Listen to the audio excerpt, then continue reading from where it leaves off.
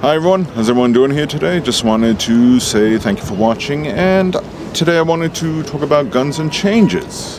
And this is obviously in regards to the recent shooting that happened in Nashville, Tennessee. And there's a few angles on this I wanted to talk about. Some were brought to attention by friends, some I watched in the media, and just some of my own thoughts that I wanted to lend to it. And here we are again. Yet another school shooting. It was at a Christian school.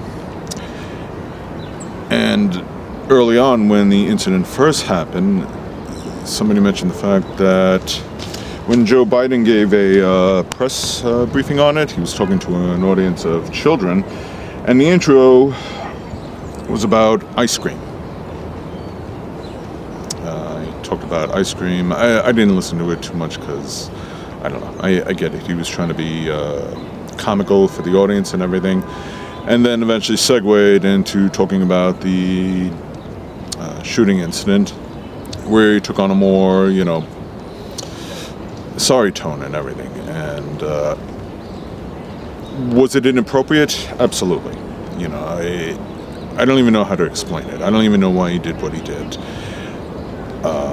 Maybe he was just trying to add a little humor. Or maybe he was reading from a script or something like that. Or maybe he just wasn't thinking. Or, I don't know. Is it the worst thing that a president can ever do? No. But I'll put it out there. I'll just say it was inappropriate, and I'll leave it at that. But there's also a lot of other things that were happening on, which I think deserve some discussion as well. So, the shooter, the person's name was Audrey Haley. Was a 28-year-old transgender male and a local resident of Nashville. And after the incident, she was killed by police after killing 6 people, 3 adults and 3 children. The police did a search of her home, and it turned up drawn maps of the school, detailing with surveillance, entry points, as well as a manifesto as how it was all going to take place. As for the kind of weapons, it was from what I heard, an AR-style pistol and handgun. It was used to shoot through the doors, and the weapons were obtained legally and locally. So, those are just pretty much the basics. There are more details coming out, so I'm not going to get that far into it, all right, because I haven't read up about it that closely. And it's hard to. Why? Because these type of incidents are all too depressingly familiar. The reason I brought this one up in particular is because, like I said, there are other angles to it. Usually when I hear about a school shooting, I kind of shrug my shoulders. I don't do that in a disrespectful way or in an uncaring way. It's just nothing changes, and here we go again. It's like yet another incident. Was anyone really surprised? Obviously, I would imagine most people are not, because, this has just become the norm in the United States, where school shootings or mass shootings happen routinely, and there just doesn't seem to be an endpoint to it.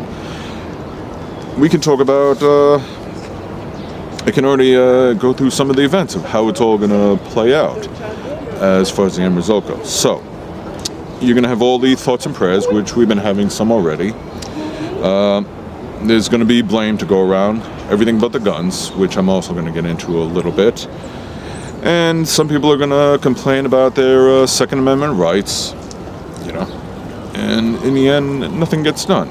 You'll see more of it on the news where at the school there'll be candles lit, there'll be flowers placed outside, along with photos of the victims, and you'll hear more about outrage from the family members and what's to be done.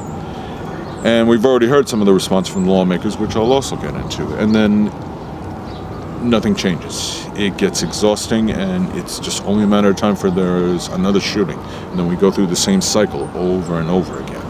So, here's some of the more disgusting things that stood out. Is that because the shooter was transgender, our most infamous politician, Marjorie Taylor Greene, she put out a tweet, blaming it on hormones, and the transgender, not the guns, like the transgenders are the issue. That is the real threat, not the weapons, not the mental illness or stuff like that.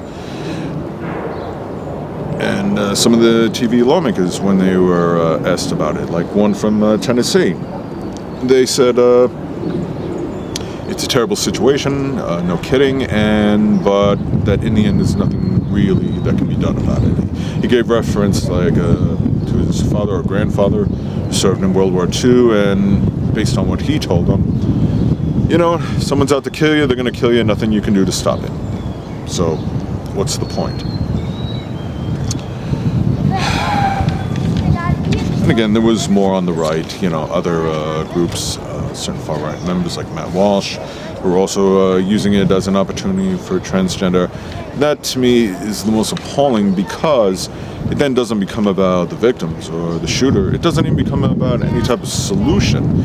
It's just promoting bigotry. It's just encouraging people to hate transgenders, and that's not the point. Statistically speaking, most of the shooters, some of it is from right-wing extremists, and most of the shooters are also white, male, and straight. But when you get those incidents that occur, nobody talks about the identity then. Why not? Oh, now it's a transgender, so now identity is the issue on hand? Come on, give me a break. All right?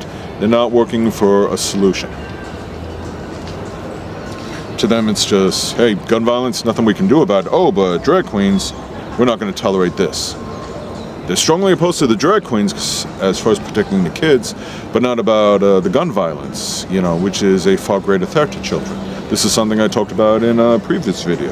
And, looking at some of the statistics, and I'm not an expert here, I just did a little quick research, but this has also been commonly known and documented, is that the U.S. has more guns and gun violence than any other country.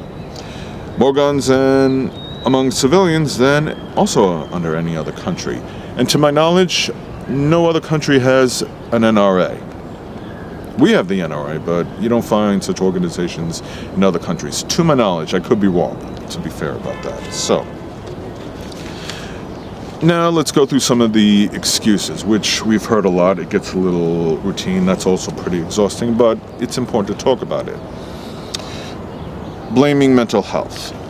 I'm willing to accept the fact that some of these shootings are caused by people who are mentally ill. This most recent shooter, this transgender, had mental issues. Even the parents said that their child should have been in possession of a weapon. So why isn't that being addressed, or why hasn't that been addressed previously to try and prevent this from happening? And not too long ago, there was a bill which was voted against, which would have provided funding for mental health care in schools, and most of the Republicans voted against it. We're not just talking a handful, we're talking a vast majority of them. I thought you wanted to protect the children, okay? If it really is about mental health, then do something about it. So, other excuses, which I haven't heard recently, but blaming video games, that's going bogus, Guns don't kill people, people kill people. But now, there's the new transgender. That's the new excuse. It's the transgenders. If we can do away with the transgenders, that'll make the shootings go away. No, it won't. So, like I said before, that's just about bigotry. The idea I've also had, and this is where it's going to get a little great, because I'll say I'm not an expert on this. Okay? I'm not law enforcement, I'm not military, I don't have a vast knowledge on weaponry or types of guns and ammunition in general. I did speak to a couple of people who did know a little about it, tried to get some insight on that, okay? Because truth be told, I really don't know how to fix this. I really don't. But I still feel the need to talk about it because I'm hoping maybe others can bring some ideas to the table. I just look at it if I am trapped in the room with someone and they want to kill me and there is no firearm in the room, then they cannot shoot me. Plain and simple. Now, some will make the excuses like, could they grab a blunt object or a piece of furniture as a weapon of opportunity? Of course they could. But it would be easier for me to defend against that, depending on the object, than a firearm. They could run in the kitchen and grab a knife. I'd still have a better chance of fighting off a person with a knife than with a gun. A person could just use their bare hands, either try and beat me to death or strangle me. Well, if that person is considerably stronger than me, considerably bigger, true, they'd still be a threat. But it wouldn't be so as easy without a firearm. So, here are some of the best solutions I've heard. And this was on Fox from Judge Janine Shapiro. She said, we should lock the doors. And some still say about armed guards. It's trying to pivot blame from guns in general. They showed footage of this recent shooting from the doorway. The doors were primarily glass. And the shooter shot their way through the glass and got in. It's pretty chilling to watch. What if it wasn't glass? What if the doors were made of metal or wood? You think high-power weaponry can't shoot through the locks? So, again, that's not a viable solution. So it sounds more... I don't know if she's just doing that to pivot blame and stay away from the guns, or she really somehow thinks that that's going to solve the issue. It's not.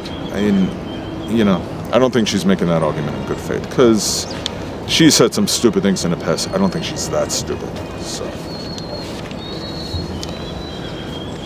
So, to me, it just boils down to the question, what are some of the ideal solutions to reduce school shootings? I don't expect this problem to ever go away anytime soon, if ever.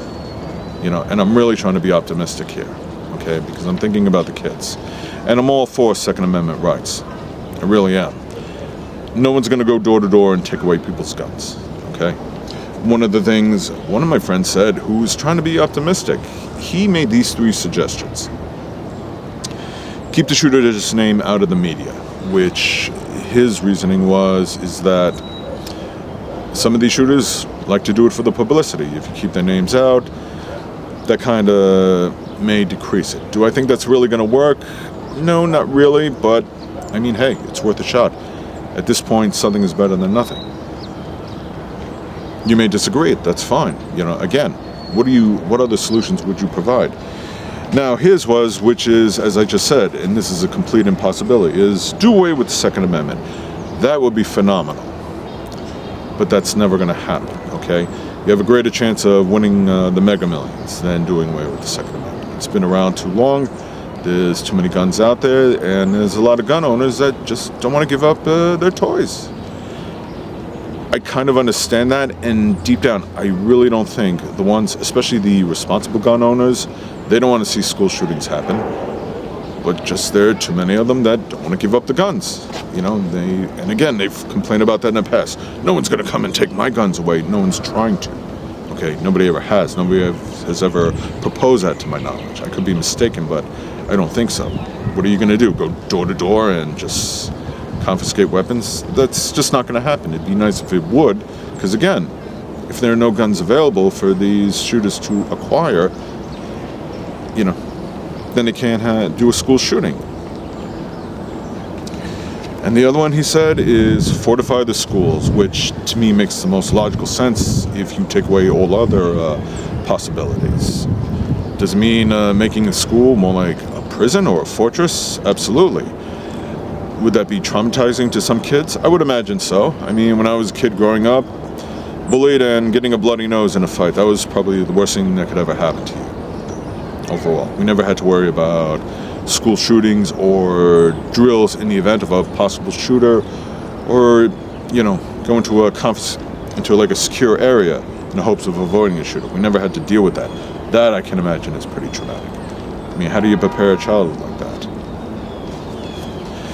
My other solution is, and this is a little more as far as the voters go, and as I mentioned before, you're hearing lawmakers just saying the quiet part out loud now. They're not going for excuses.